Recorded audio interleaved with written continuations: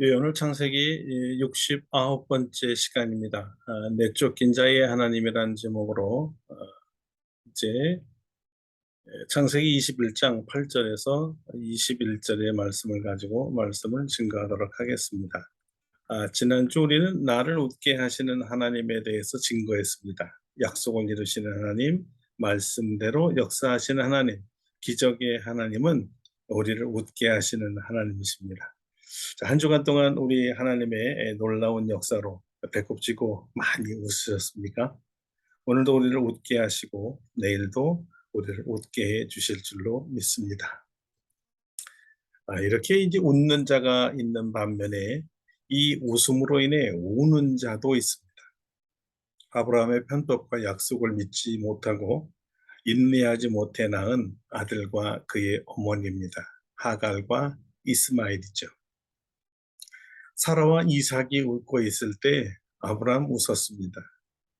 그런데요, 하갈과 이스마엘이 울고 있을 때 아브라함도 울고 있었습니다. 비록 사고치고 믿음이 부족하고 인내하지 못해서 낳은 아들이지만 자기 씨인지라 울 수밖에 없었습니다. 이스마엘은 비록 서자였지만 이삭이 나올 때까지는 늙은 아버지 아브라함의 사랑을 독차지했었습니다. 나름대로 사랑받고 나름대로 행복했었습니다. 인간적으로 볼 때 속으로는 절대 사라에게서 아들이 나오지 않기를 내심 바랬을지도 모릅니다. 그러나 하갈과 이스마엘의 기대와는 그리고 소원과는 달리 하나님께서 사라에게 자기가 이 세상에 나온 지 15년이 지나 아들 이삭을 낳게 하셨던 것이죠. 이렇게 사람의 생각과 하나님의 생각은 다릅니다. 사람의 기대와 하나님의 역사가 다르지요. 하나님의 뜻대로 태어난 이삭은 아버지의 사고로 믿음 없이 태어난 이스라엘의 눈에 볼 때 아버지 사랑을 빼앗아간 도둑이요 원수였습니다. 같은 배에서 태어난 아들일지라도 사랑은 또 내리 사랑이라고 하잖아요. 새로 태어난 아기 때문에 형들이 질투를 가지게 되고요. 뭐 대단한 질투죠.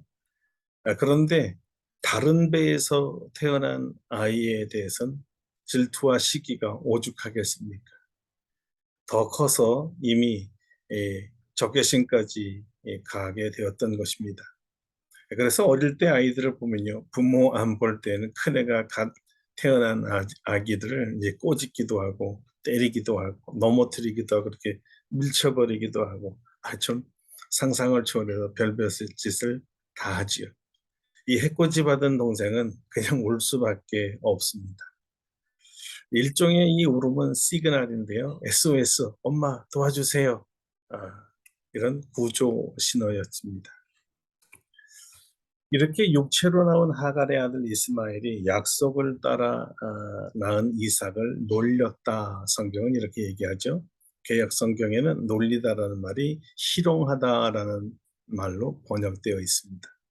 가지고 놀다, 또 놀이객감으로 여기다, 조롱하다 이런 뜻입니다. 그런데 히브리어에는요, 아주 참 희한한 언어 요의가 느껴지게 하는데요. 이 놀리다라는 말 차하크가 이삭의 이름인 이츠하크, 이츠하크의 어원이었습니다. 그러니까 이츠하크는 차하크에서 나온 말이에요. 그러니까 이츠하크, 이삭을 직역하면 그가 웃었다라는 말입니다.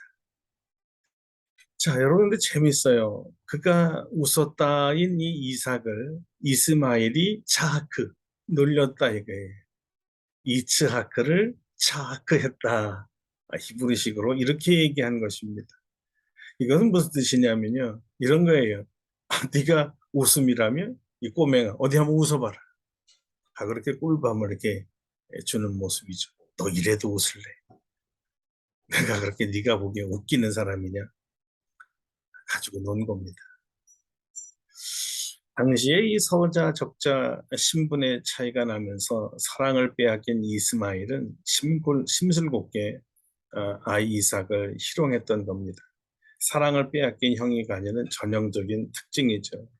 조금 전에도 말했지만 부모님 앞에서는 동생을 예뻐하는 척합니다. 사랑해 껴안기도 하지요. 근데 부모님이 보지 않으면요 무자비하게 발로 차버립니다. 할퀴기도 하죠. 장난감을 막 집어 던지죠. 꼬맹이가 먹고 있는 음식 다 뺏어 먹죠. 이렇게 무자비한 폭군도 없을 것입니다. 이게 사랑의 굶주리고 빼앗긴 형의 잔인함을 보여주는 것이죠. 이 못된 사랑의 빼앗김으로 나타난 그릇된 행동은 이삭의 어머니 사라로부터 곧바로 응징을 받았습니다. 이삭의 어머니 사라에게 하나님의 약속을 따라 노년에 낳은 이 아이가 종의 아들로부터 해코지 당하는 것을 그냥 보고만 있을 수는 없었습니다. 그래서 남편 아브라함에게 항의합니다. 이 여종과 그 아들을 내쫓으라. 이 종의 아들은 내 아들 이삭과 함께 기업을 얻지 못하리라. 아브라함은 근심하지 않을 수 없었습니다. 비록 실수로 이 낳은 아들이지만 믿음이 없이 약속도 없이 낳은 아들이지만 그래도 피부친데 이거를 내쫓아내려고 하니까 마음이 괴로웠던 것입니다. 그래서 성경은 이 일이 아브라함의 근심이 되었다. 아브라함의 근심이 되었다. 이렇게 기록합니다. 마음이 몹시 흔들리고 깊이 걱정이 되었다는 뜻입니다. 내쫓아니까 아들과 이스마엘이 너무 불쌍하고요. 또 집안에 두자니까 사라와 이삭이 또 마음이 불편해지니까 이럴 수도 없고 저럴 수도 없고 그야말로 진퇴양난이었습니다. 이런 갈등을 해결해 주신 분이 있습니다. 누굴까요? 사람이 결정하기 곤란한 일은요. 하나님께서 해결해 주십니다. 예, 하나님께서 해결해 주셨습니다. 자, 12절 13절을 읽어보겠습니다.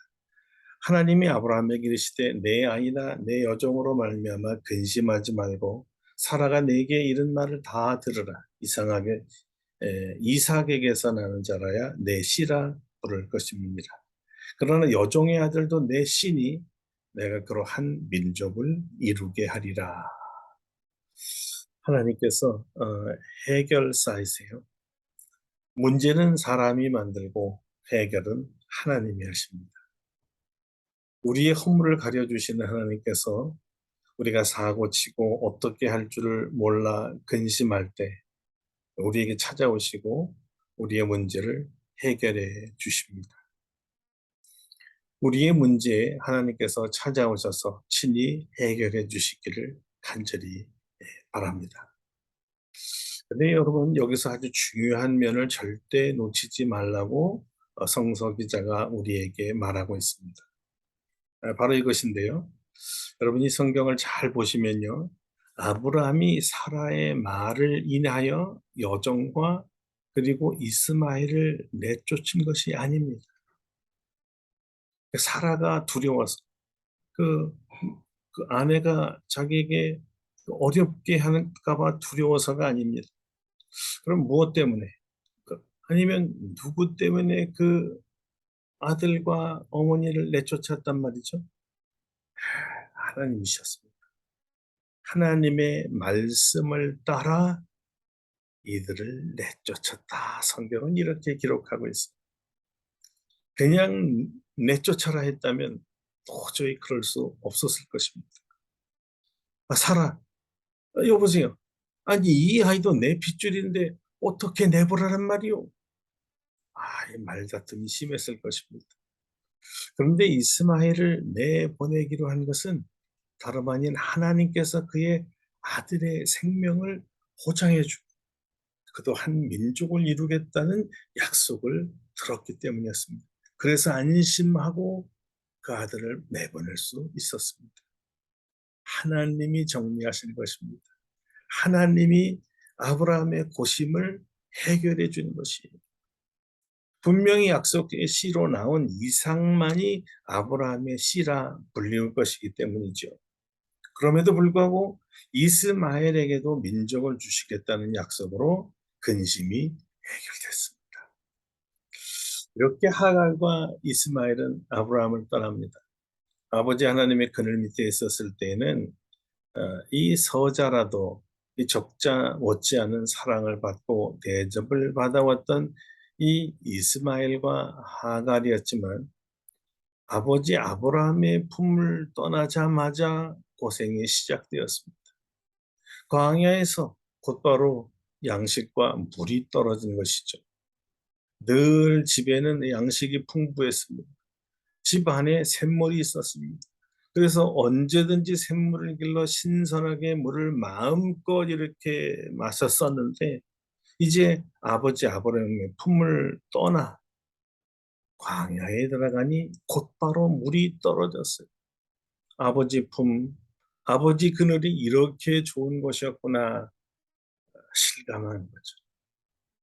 아버지 아브라함의 깊은 배려 때문에 이 고생할 자식을 위하여 떡과 물 한 가죽 부대를 하갈의 어깨에 메워 주었잖아요.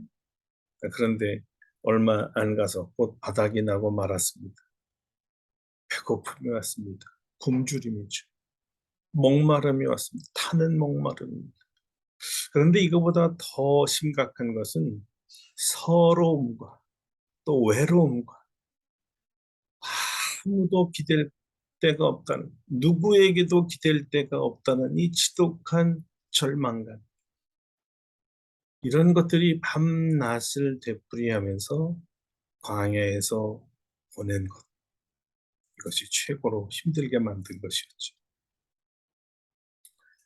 그런데요, 이 모습을 여러분 가만히 보면요. 이 모습이 아버지 품, 아버지 하나님의 품을 떠난 죄인의 모습이었더라는 것입니다. 마치 탕자처럼 말입니다. 아버지와 함께 있었을 때 모든 풍부한 것을 마음대로 즐기고 안심하고 쉬고 자고 일하고 모든 것이 다 있었지만 아버지를 떠났을 때 마치 다 가진 것처럼 보였던 것들이 순식간에 다 날아가 버리고 빈털터리 그냥 돼지 우리를 치고 돼지도 먹지 않는 쥐염려를 먹고 그것도 눈치 봐가면서 먹어야 되는 이러한 처지로 전락했다는 거죠.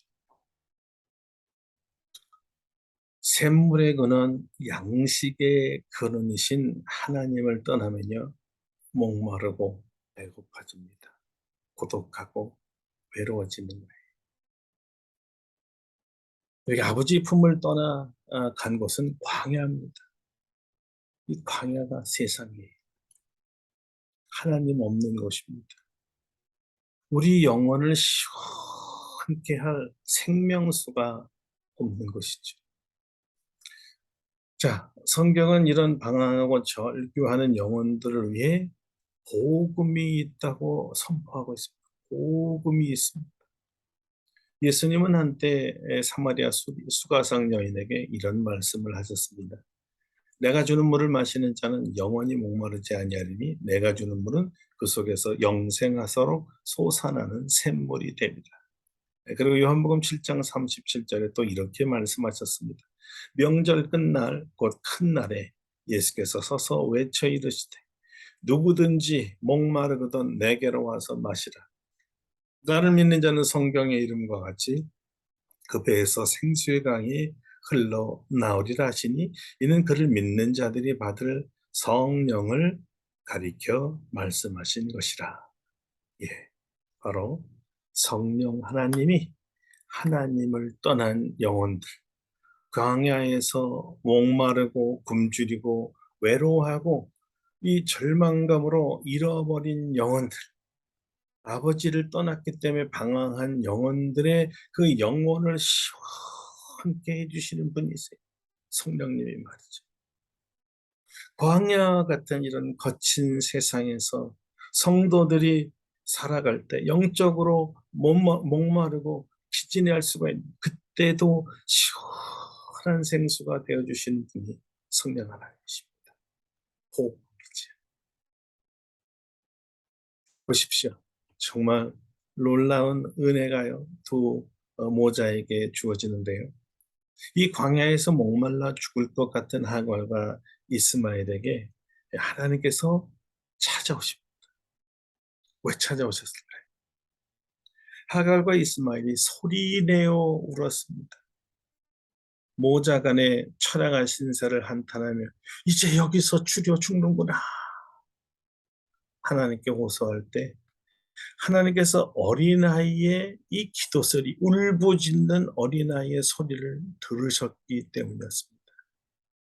어머니 하갈의 울음보다도 이 아이의 석을 벗어오는 이 울음소리를 들으신 하나님께서 신이 이들을 찾아와 주셨고 그리고 그들을 살려주시기 위해서 생수를 먹이셨다는 거예요. 여러분 여기서 우리는 이런 것을 배웁니다. 우리 아이들의 기도 소리가 우리의 기도 소리보다 하나님의 마음을 훨씬 더 감동시킨다는 것입니다. 아마 우리 아이들이 기도하기 위해서 기도탑에 올라가 그들의 부모를 위해 도리어 기도한다면 정말 굉장한 역사가 일어날 것입니다. 왜 그럴까요? 보통은 부모의 기도, 부모가 자녀를 위해서 기도를 하죠. 그래서 그 아이들이 부모의 기도를 받고 자라는데 이 경우는 완전히 바뀌었어. 이 가족의 비상사태, 위기 사태를 왔을 때 아이들이 도리어 부모를 위해 기도한다는 거잖아요. 아니 오죽 어려우면 아이들이 하나님을 찾을 정도였을까요? 그래서 이 애절한 기도에 하나님의 마음이 움직이셨다는 겁니다. 아이들의 애절한 기도에 하나님의 마음은 움직이십니다. 하나님께서 하갈의 눈을 밝히셔서 샘물을 보게 하시고 마셔서 살게 하십니다. 성경은 생명의 하나님께서 그 아이와 함께 계신다고 이제 말합니다. 사랑하는 성도 여러분, 우리 아이들이요, 기도하는 아이들 되기를 바랍니다. 그렇게 하려면요, 이 아이들에게 태어나면서부터 계속해서 기도를 가르쳐야 합니다. 그리고 기도를 가르치는 최고의 방법은 기도하라가 아니에요. 아이들과 함께 손을 잡고 기도하는 아이들과 함께 기도 제목을 나누고 함께 기도하는 거예요. 아버지는 아버지의 방법대로, 어머니는 어머니의 방법대로, 할아버지 할머니는 할아버지 할머니의 방법대로, 아이들은 아이들의 언어와 아이들의 방법대로 아이들의 마음을 가지고 하나님께 기도드리는 것입니다. 늘 기도하는 자리에 아이들이 함께하는 거예요. 기도하라는 말로 배우는 게 아니라 기도하는 모습을 보고 아이들이 따라 기도하게 만드는 거죠. 아이들은 부모의 행동을 통해서 배우는 거거든요. 자연스럽게 같이 기도하는 거죠. 어느 꼬마 도련님이 자전거를 갖고 싶었습니다. 부모님에게 사달라고 졸랐는데 거절당했어요. 어머니가 사주질 않았어요. 그래서 이 아이는 아버지가 집에서 쉬는 날 하나님께 이렇게 큰 소리로 기도했다고 합니다. 하나님 아버지 저에게 자전거를 사주세요. 하나님 아버지 저에게 자전거를 사주세요. 근데 이 기도하는 소리가 얼마나 컸던지 엄마가 놀라서 달려왔습니다. 그리고 아들에게 이렇게 말했대요. 아니 얘야 하나님이 귀가 먹으셨냐? 아니 왜 이렇게 큰 소리로 기도를 하니? 그러니까 아들이 엄마 보고 이렇게 말했대잖아요. 엄마, 이 기도는요, 하나님보다 아버지가 먼저 들으셔야 하거든요. 아이가 참 똘똘하죠. 예. 이 아이는 하나님께서 아버지를 통해 응답해 주신다는 아주 단순한 진리를 깨달았던 것 같아요. 참 기특한 아이입니다. 기도할 줄 아는 것 같아요. 이런 아이, 기도하는 아이로 만드는 것이에요. 우리 아이들이 기도할 때마다 우리 하나님께서 함께 하셔서 응답해 주실 줄로 저는 믿습니다. 또 그렇게 기도하는 아이로 가르쳐야 되죠. 우리 자녀들의 기도 소리를 듣고 하나님께서 감동하시고 우리에게 응답해 주실 것입니다. 그런 자녀가 되도록 기르시고 그들과 함께 기도합시다. 기도하는 자녀의 부모를 위한 기도로 오히려 우리가 위기 때, 정말 위기 상황 때 하나님의 응답을 받고 회복될 줄로 믿습니다. 함께 기도하겠습니다.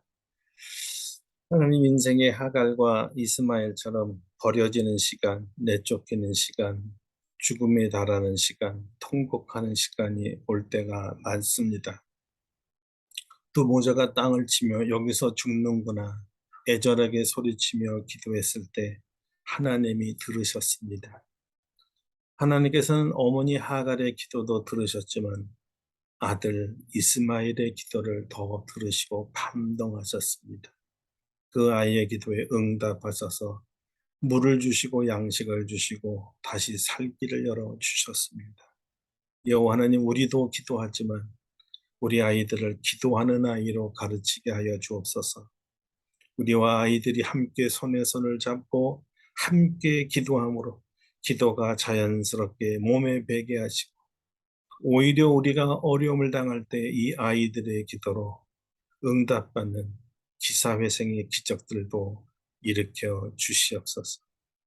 예수님의 이름으로 기도드립니다. 아멘. 네, 사랑하는 성도 여러분, 오늘 말씀을 마치도록 하겠습니다. 오늘 특별히 아이들과 함께 꼭 기도해 보세요. 기적이 일어날 것입니다. 더위에 건강하시고요. 다음 주에 뵙겠습니다. 감사합니다.